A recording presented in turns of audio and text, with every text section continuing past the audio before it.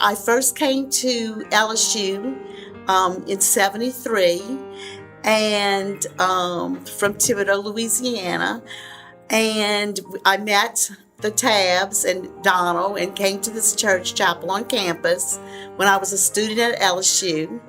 And I became a Christian here and was discipled here.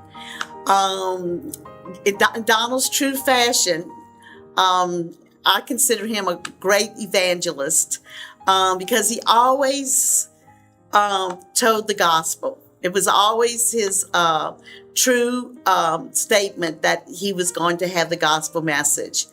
And coming from a religion that I knew about Jesus, I didn't actually understand that Jesus died for the penalty of my sins, and that through accepting him in my heart, I can have a personal relationship with him and invite him. And that's what every Sunday when I came as a student at LSU, that's what he preached, and he gave an invitation at the end. And I'm now 63 years old, and it's now 2018, and I've been to lots of churches, from Mennonite to, all kinds of churches, Methodist, Baptist, whatever. And not necessarily do they preach the gospel or even give an invitation at the end of it. Especially in 2018, I find that they're getting less and less wanting to do that. So I really appreciate that about Donald. And he had such a wonderful sense of humor. He told all kind of stories with it. It wasn't just a, cut and dry kind of thing. He was really a humble man about it all. And we invited him to my mom and dad's house in Thibodaux. Him and Mary, and they both came. Mary, I hope you remember that. And it was sitting at our table, and y'all just telling jokes and just saying things and just acting y'all natural selves. And my mom and daddy fell in love with y'all.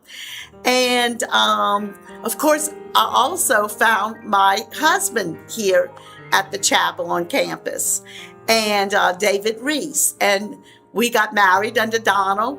I remember both my parents and his parents were not for our marriage, and especially his parents.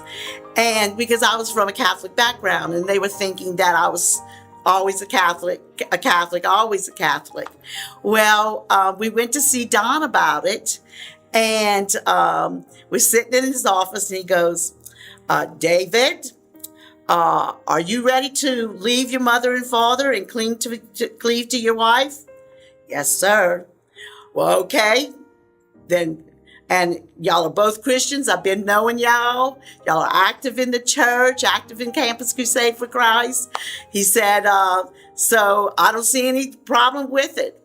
And so, boy, we came out all excited from that. And of course, we had Donald marry us. Back then, Donald was marrying the couples. And I remember sitting down talking to him again and saying, Donald, I really want you to give the invitation at our wedding. I want it to be pure gospel, because this might be the first time all my family and his family are there to hear the gospel for the first time. No problem. And of course, the wedding sermon, to this day, we have it on a little audio tape. And he brought out the gospel, gave the invitation and everything. And it was wonderful, wonderful marriage. And we have it on tape, like I said, that we can listen to it to this day.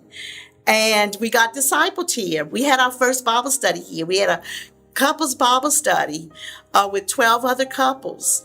And but it was at our home, but it was sanctioned by the campus. They were so free about, we didn't have to sign papers or get a degree or get anything, It seems like so it's hard today for people to even be sanctioned from the church to do anything. And you have to go through a whole bunch of red tape. Whereas Donald was just, real free. He was going to use his people to get the people discipled. And those 12 couples, some of them were serving the church and even pastors to this day. And I just appreciate so much this family. And of course, I've got to tell this funny little story about us babysitting for Catherine when she was a baby. We were just real newlyweds and we didn't have any baby or anything, but we decided, you know what, we really want to serve the Tabs. They have lots of children, so let us babysit. So we called and we said, you know, we'd like to babysit for y'all so that y'all can go out. So one night they called us and we went babysit over there, and Catherine was a baby. And I was there. Oh, no problem, no problem. Everything was going to be fine. Everything was going to be fine. And but anyway, it really wasn't fine. I had never changed a baby's diaper, and so just to say that Catherine had a need to change her diaper. So, but I didn't know what to do, and I was doing it, but she was, you know, crying and fussing and moving, and I didn't know what to do. What do you do with the baby? I thought they just laid down on the table and just let you do it. So anyway, poor Mary Donald came home later that night and asked about Catherine, and I said, well, I couldn't change her diaper. She didn't lay down, you know, she fussed about it. And Mary's eyes just went real big, like, what? You know, you put her to bed without changing her diaper. So that was the shock of their life, you know. So, but anyway, I hope you still think that's funny, or I don't even know if you remember it, but I do. But I know it wasn't funny during the time, but anyway, thank y'all so much for letting us serve y'all in that way. And y'all never let us be shameful about it. Y'all just, you know, we're very, you know, thank you so much. So thank y'all. And I appreciate y'all.